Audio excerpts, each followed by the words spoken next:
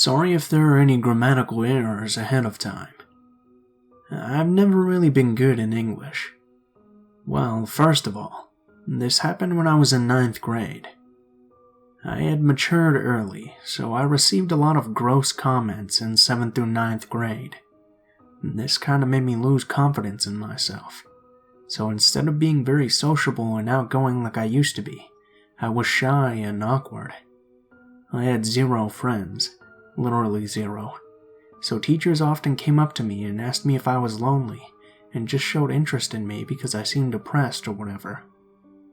My English teacher's name was Mr. Z. He had the creepiest blue eyes, and his smile was even creepier. On the first day of school, he asked us all about ourselves, what our favorite subject was, and our names, but he always called on me even though I never raised my hand. When he asked me, I would speak quietly because everyone stared at me, and it would make him laugh. He used to call me Goodheart. Towards the middle of the year, I noticed that he started to show me a lot of favoritism. If he took away our privileges to go to the bathroom, he would say something like, "Take this to the office," and then whisper, "Go to the restroom if you have to." When we received our progress reports, I would have A's on assignments I had never done. I never told anyone about this because English was a class I had to pass in order to graduate. As the school year went on, I started to realize that he never looked at me in the eyes. He would stare at my chest, then my legs, at the floor, and the like. But when he did look at me, he barely blinked, which made me look away instead. It was really awkward. When I first noticed him blatantly staring at my chest, I didn't think much of it at the time because I'm not very blessed, so guys usually look at my butt instead. I just figured there was something on my shirt the first few times. Towards the end of the year, he started asking me to come to his room during lunch so I could help him grade. When I came to his room, he'd have a movie on, and we'd watch that for my lunch. He didn't have to teach a class after, so he let me skip my class afterwards. One thing I noticed right away was that there were sex scenes in every movie we watched. He'd ask me if I wanted to skip, and I'd shrug because I wanted to try and act mature. It started to happen every day. We'd watch a movie every day, which all had very awkward sex scenes. At the end of the school year, we watched our last movie, and this time the scene was very long and detailed, and it made me feel very awkward. He put his hand on my leg gently and laughed. "It'll be over soon." He kept his hand on my leg for the whole thing. Luckily, the bell rang. I left. I didn't even say bye. I just bolted out of there. The reason I wrote this is because I saw him at Petco, my job, about a week ago. I didn't think he'd recognize me. I wear glasses now, dyed my hair blonde, and lost a little weight. I was helping one line of people which had about 5 in it, and my coworker was working with a line that had 2. He stood in my line and waited for everyone to finish, even though the other one was completely empty. When I took his things, avoiding eye contact the best I could the whole time, he stared at me. I didn't look up because I didn't want to meet his gaze. Towards the end of the transaction, he started asking me about my life. Did I like my job? How my family was doing? I just gave him short, simple answers while he drilled a hole into my face with his eyes. After we were finished, he smiled and said, "I'll be back again, Goodheart." After freshman year, he was no longer a teacher at my school, but I never found out why.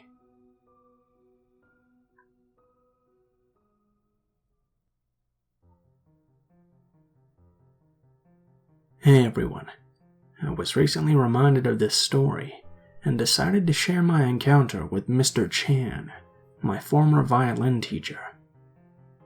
I was about maybe 5 years old when my parents decided to follow the typical Chinese stereotype of pushing me to play an instrument.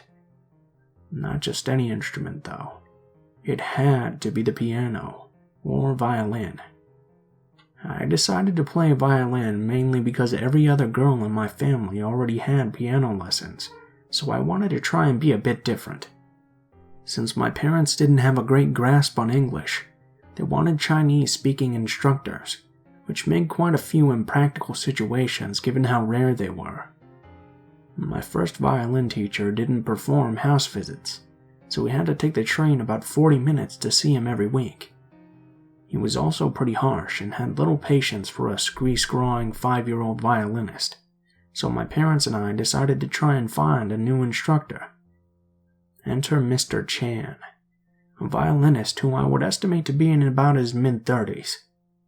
His price was pretty cheap, and he also made house visits, which we were pretty happy about. Mr. Chan was a soft-spoken man, and as a kid I thought he was the nicest person in the world. Whenever he came by, he would always give me a piece of candy and hugged me when the lesson was over.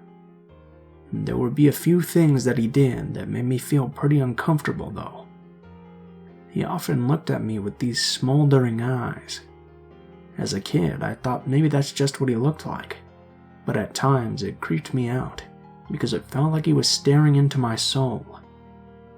Also, whenever instructing me, instead of telling me something like, "Now put your finger on the E string," he would just tenderly move it for me.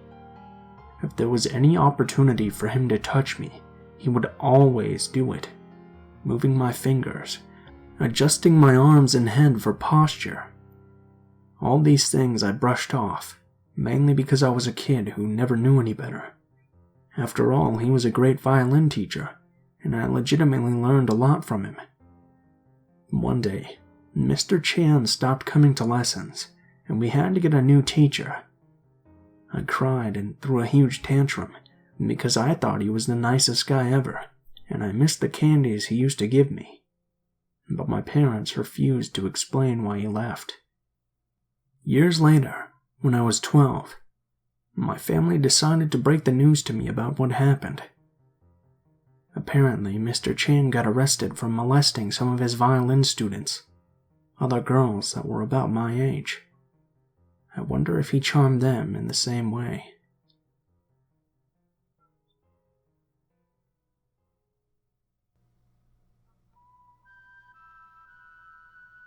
It was the summer between my 7th and 8th grade classes at a private Catholic middle school.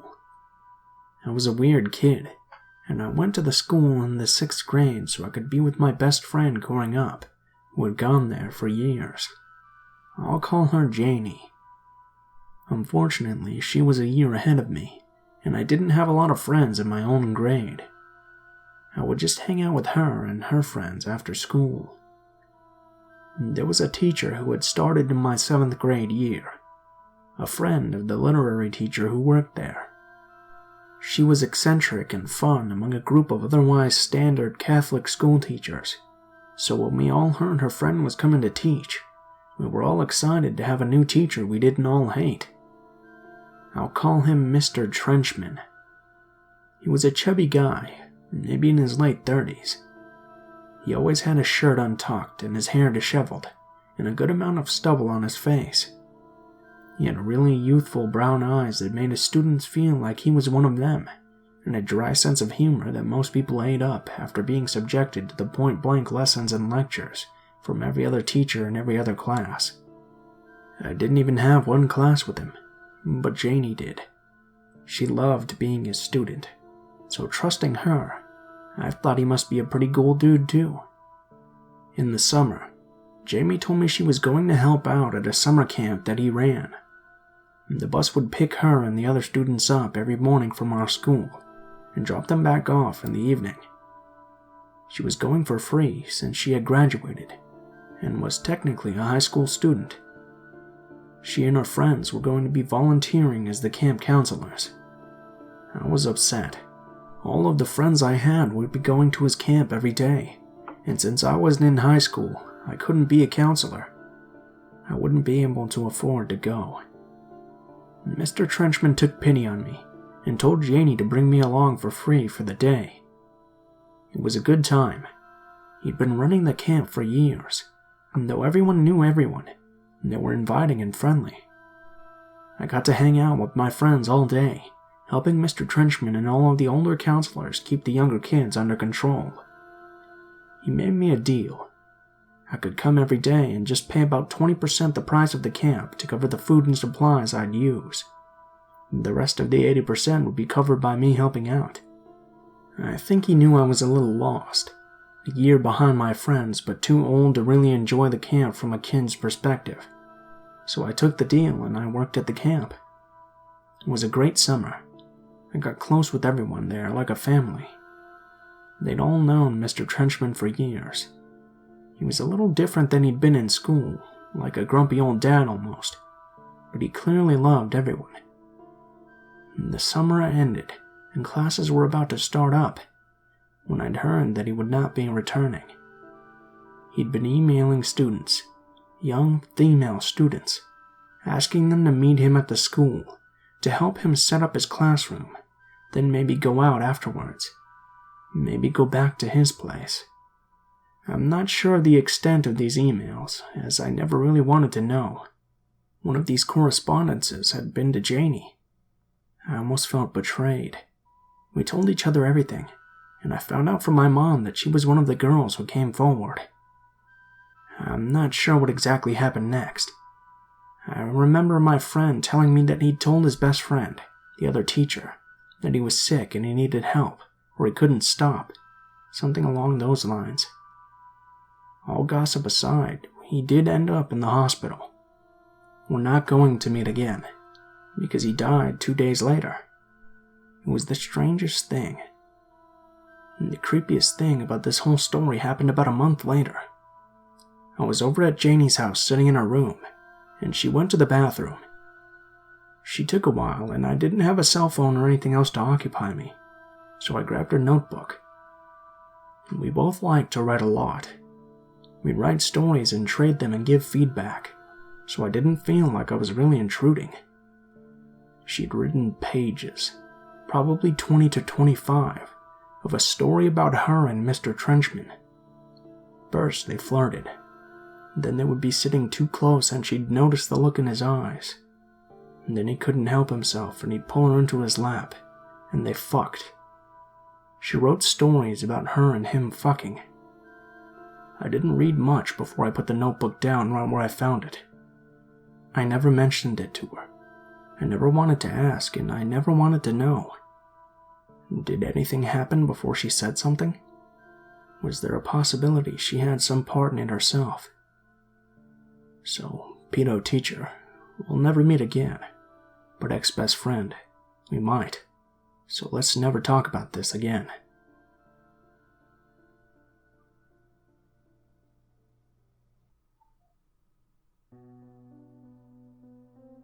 I'll preface this by saying that I'm now 25 years old, and was 16 when this started happening. It was 2006 in Knoxville, Tennessee, and we had a new English teacher. Her name was Erin McLean. She didn't seem too odd at first, but as my junior year went on, she changed. She started showing up in short skirts and revealing tops, and became very flirtatious with the guys in my class. One of them was a senior named Sean Powell, whom she was especially flirty with. I'll be honest, me being a 16 or 17-year-old boy and having a 20-something teacher hit on us seemed very sexy to me at the time, but I wasn't quite aware of the consequences this would bring. Sometime in late 2006, I believe, Sean dropped out after his grades plummeted. Since he was 18, he had all say in the matter as a legal adult. Erin was still pretty flirtatious with the rest of us, so we tried to carry on like nothing happened. What did happen, however, behind closed doors, is unsettling to think about, even today.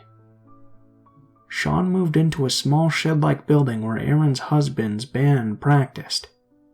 Her husband, being the nice guy he was, let him stay.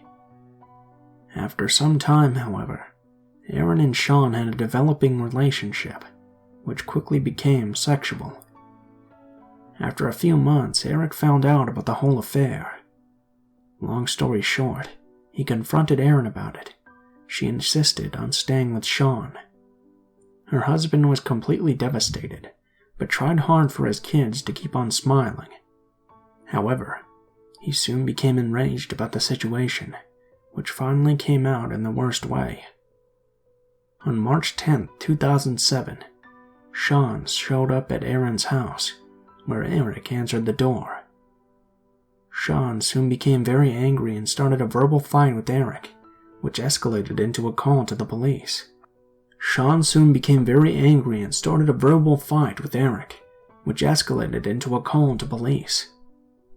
Sean ran into his car but didn't drive away, instead just sitting there. Eric went out to confront him, but this time with a shotgun in hand. According to Eric, he pointed the gun at Sean only as a threat to get him to leave.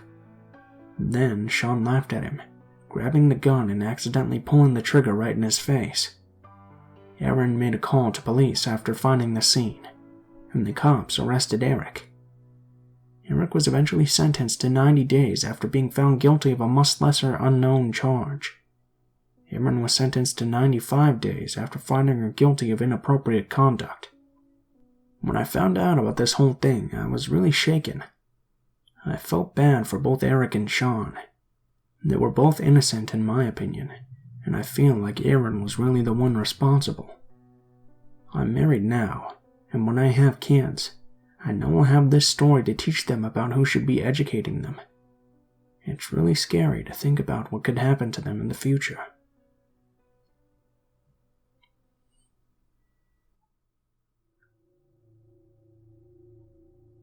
I've lurked on this subreddit for a long time now, and finally made an account to post my story.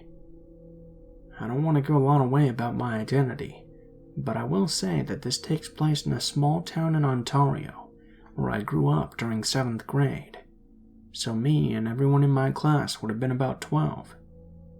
Anyway, for the first part of 7th grade, we had a substitute teacher, Mr. I, who was only there until the actual teacher, Mr. C, came back from sick leave, due to mental health issues we later found out.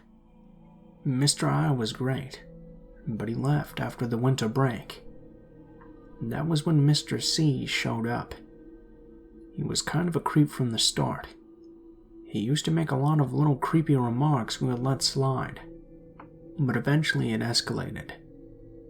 One encounter I recall was that one day during recess, he tried to get me and a friend, Rachel, to say different words for penis, and would ask us if we were comfortable saying things like that.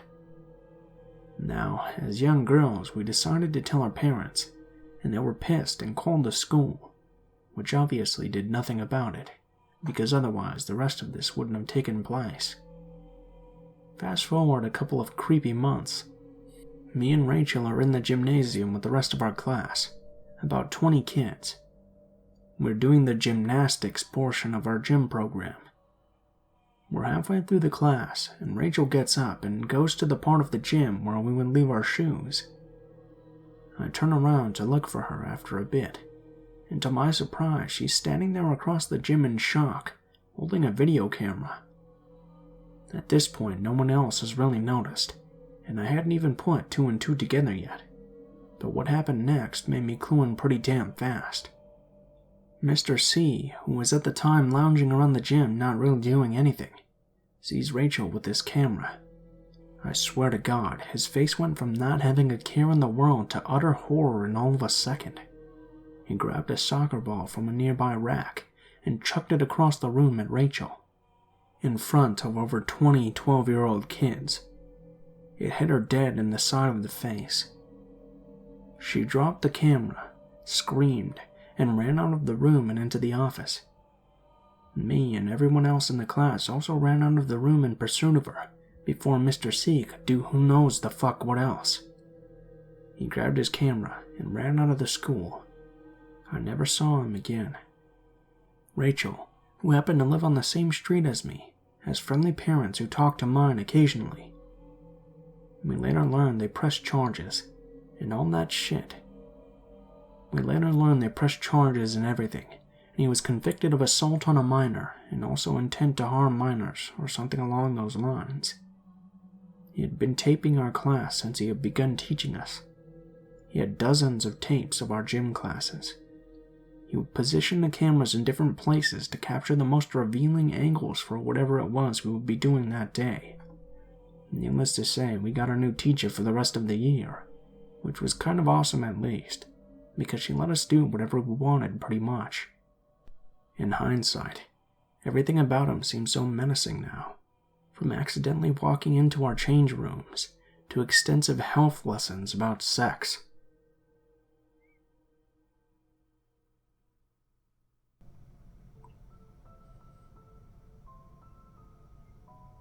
What is up, guys? Blue Spooky here, as always. I just wanted to thank you guys so much for watching, especially if you made it this far to the end of the video. If you guys liked the video, please feel free to leave a like, comment, or subscribe if you feel so inclined. If you have any feedback or suggestions for stories you'd like to see, or anything like that, be sure to leave a comment below, because I always read all of the comments.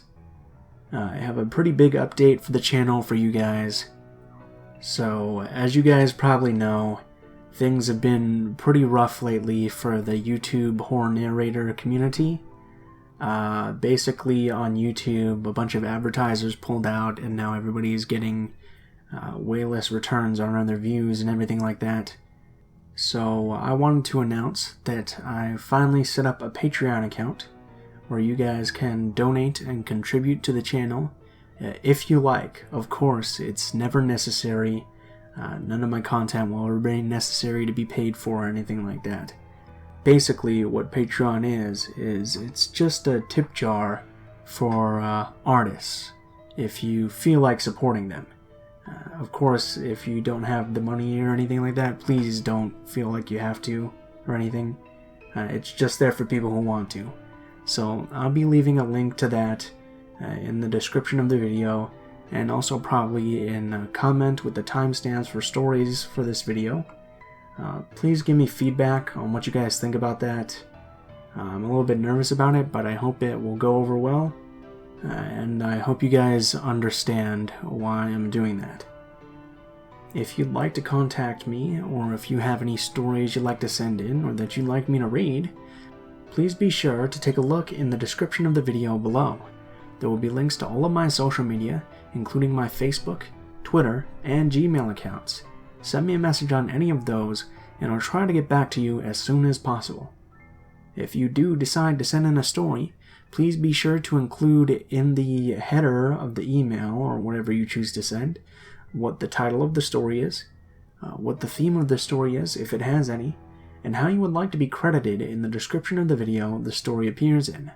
If you're curious about the music used at all in this video, the music is always in the description below, in the order which it appears in the video, and I also leave links to the artists themselves in case you like their music and would like to give them support and check out more of their work. And of course, if you have any constructive criticism, please be sure to leave it in the comments below, as I'm always looking for new ways to improve the channel. Thank you guys so much for watching, and I hope you guys have a wonderful day.